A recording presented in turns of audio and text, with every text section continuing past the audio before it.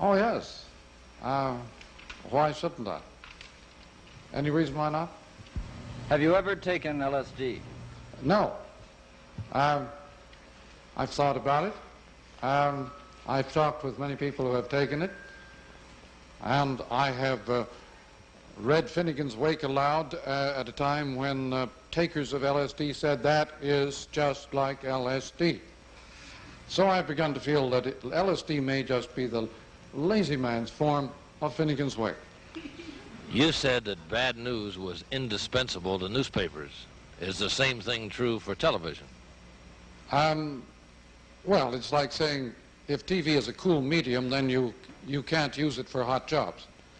Like the Vietnam War is a hot war, it won't go on TV. It's the first war ever, a hot shooting war ever shown on a cool medium.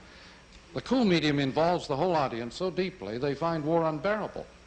Show the same war on movie, on press photography and so on, people won't feel too badly about it. But on TV, they really feel it. They're involved for the first time. And so LBJ is making a great big mistake in trying to have a hot war on a cool medium.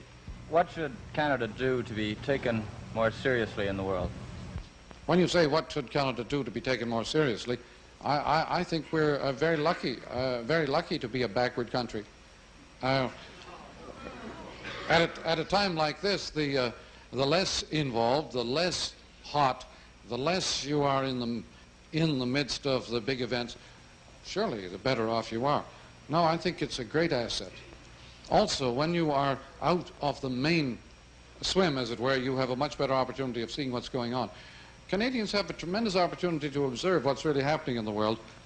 I think Canada has the opportunity of taking the entire world as show business, rather than as a serious and dreadful happening. You know, why not? Why shouldn't Canadians accept the world as a happening and as show business?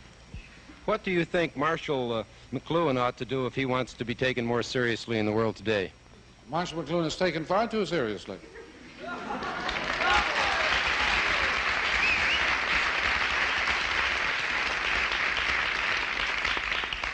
I certainly wouldn't do anything to increase that. Marshall McLuhan, you say TV has turned the world into a global village. Am I right? Will it turn us all into global village idiots? Again, there are worse fates. An idiot means a very private person. That's a Greek word, meaning a very private person. I'm losing my idiot status steadily. I'm becoming less and less private. I'd much rather be an idiot. The book, in this picture, the assumption was made that the book was the source and cause of all idiotism, all individuality, and that the new media will turn us all into collective automata robots. This is a rather simple-minded idea. I mean, Truffaut and Bradbury together had cooked up something that's not very convincing. They are certainly true that the book has had an enormous amount to do with creating individuality, and the more people become individuals, the more they become competitive, and the more they compete, the more they become alike. It's true that competition has, and repeatability has tended to create a great sameness. And you can see that cool media don't always have that effect. There may be more individuality coming out of cool media. You've been quoted as saying that you don't necessarily agree with everything that you say. I have no point of view, as for example now. See, I couldn't possibly have a point of view. I'm just moving around and picking up information from many directions.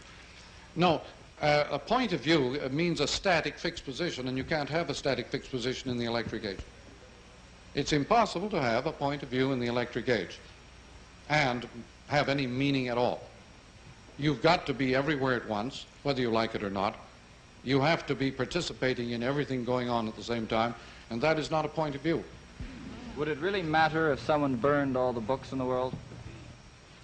Well, I should think so. It would make quite a difference. But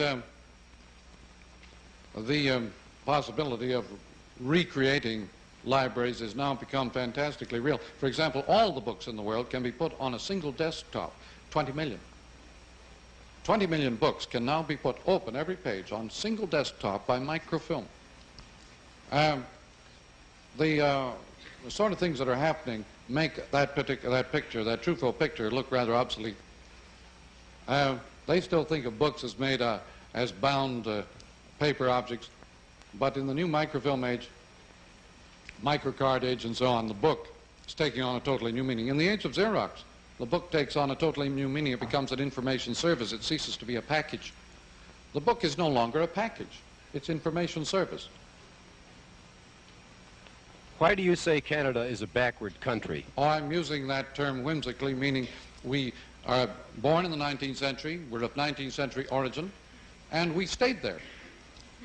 People like the Americans who've decided to try it out in the 20th century have done such a bad job, we don't feel any temptation to follow them.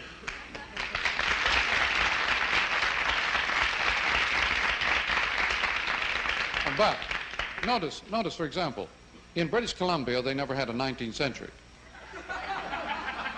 But this is also true in California. They leapfrogged out of the 18th century into the 20th, and this has great advantages. Canada, by simply hanging on to the 19th century, may be able to leapfrog out of the 20th century into the 21st century without ever having bothered with the 20th.